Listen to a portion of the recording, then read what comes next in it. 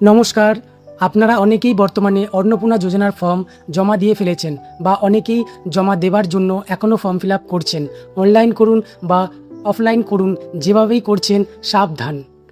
দেখুন, আমি বিএলওর অফিস বলুন বা বিডিও অফিসে আমি অনেক জায়গা গিয়ে দেখেছি যে অনেক কারণে ফর্মগুলো ক্যান্সেল হয়ে যাচ্ছে। এবার প্রধান কিছু কারণ আমার চোখে পড়েছে এবং আমি সেখান থেকে নোট করে নিয়ে এসেছি। এখন সেই কারণগুলো কি সেগুলো আপনাদের সামনে আজকের ভিডিওর মাধ্যমে আমি তুলে ধরব। এই ছোট্টখাট্টো ভুলগুলো আপনারা করবেন না, যাতে আপনাদের ফর্ম বাতিল হয়। ভুল নম্বর 1, পরিবারের প্রধানের নাম কি লিখবেন। এখানে কিন্তু অনেকেই ভুল করছেন। আপনি যে পরিবারে বরাবর আছেন, যেখানে খাওয়া দাওয়া করছেন, সেই পরিবারের যে হেড তার নাম লিখবেন। সে বাবাও হতে পারে, মাও হতে পারে, আবার শ্বশুর শাশুড়ি ও স্বামীও হতে পারে। আর একটা কথা বলে রাখি, অন্নপূর্ণা যোজনার টাকা 25 বছরের ঊর্ধ্বে সব মহিলারাই পেতে পারেন। ভুল নম্বর 2, ঠিকানা। এবার ঠিকানাতে কি লিখবেন। পরিবারের প্রধানের যে আধার কার্ড আছে তাতে যে ঠিকানা লেখা আছে সেই ঠিকানাটা দেবেন, কারণ এই ফর্ম ফিল আপ আধার কার্ড অনুযায়ী হবে। অনেকেই আছেন সদ্য বিয়ে হয়েছে, ডকুমেন্ট এখনও ট্রান্সফার হয়নি, তাতে কোনো অসুবিধা নেই, আপনি পরিবারের প্রধানের আধার কার্ডের অ্যাড্রেসটা দেবেন। ভুল নম্বর 3, যেখানে আপনি একজন সদস্য, অতএব পরিবারের প্রধানের সাথে সম্পর্ক কি লিখবেন। পরিবারের প্রধান যদি আপনার বাবা হয়, তবে সম্পর্কে আপনি বাবা অথবা কন্যা দুটোর মধ্যে একটি লিখতে পারেন। যদি শ্বশুর হয়, তবে শ্বশুর বাবা অথবা পুত্রবধূ লিখবেন। আর যদি স্বামী হয়, তবে স্বামী অথবা স্ত্রী দুটোর মধ্যে একটা লিখতে পারেন, কোনো অসুবিধে নেই।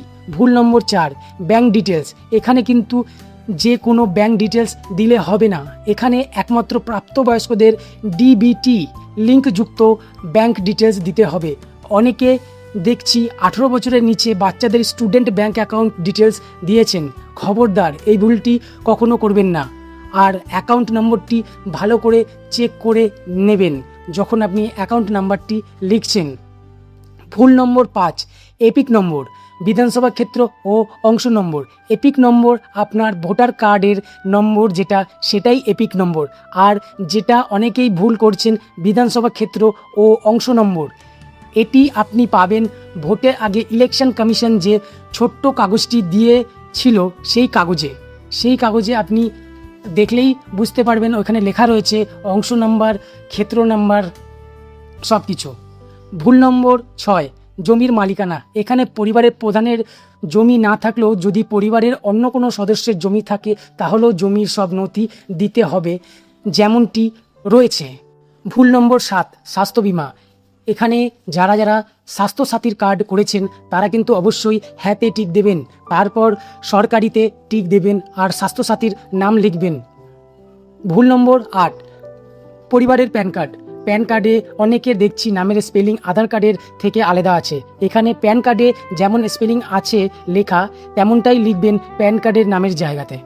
ভুল নম্বর 9, কর্মসংস্থানের ধরন। আপনারা যে ধরনের কাজ করেন সেই সব কাজের যদি এই লিস্টে নাম না থাকে, তাহলে অন্যান্যতে টিক দেবেন, স্টুডেন্টরাও অন্যান্যতে টিক দেবেন। ভুল নম্বর 10, SIR। অনেকেই এখানে নাতে টিক দিয়েছেন।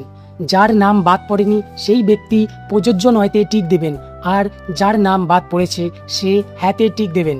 এবং যদি ট্রাইব্যুনালে অ্যাপিল করে থাকেন, তবে সেই অ্যাপিলের ডিটেলস লিখবেন। ভুল নম্বর 11, আপনি কি কোনো সরকারি প্রকল্পের সুবিধা পাচ্ছেন। যারা লক্ষ্মী ভাণ্ডারের টাকা পেতেন তারা কিন্তু এইখানে লিখবেন যে বক্সটি দেওয়া আছে তার মধ্যে। আর ভুল করেও ডান দিকের হ্যাঁতে টিক দেবেন না, তাহলেই ক্যান্সেল। এখানে যেসব পয়েন্টের ভুলগুলো নিয়ে আলোচনা করা হলো সেইগুলো খুবই গুরুত্বপূর্ণ। এই সবগুলো মাথায় রেখে ফর্ম ফিল আপ করবেন। ধন্যবাদ ভিডিওটি দেখার জন্য।